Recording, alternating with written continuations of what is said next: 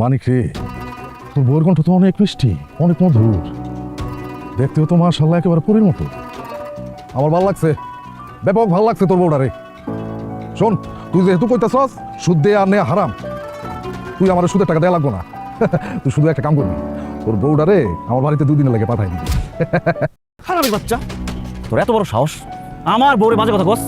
পিন্নির পুত, তুই আমার গায়ে হাত তুলছস? এই খারাই রেছস কেন? হারার পুতের মাইলা মার, হারার পুতের ইচ্ছা মতো মার। কি দেবা নাকি? চলো।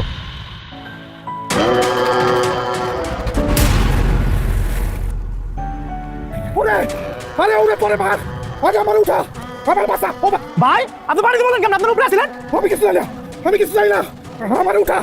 ওই বেটা ওরে ছাড়, আরে ধর।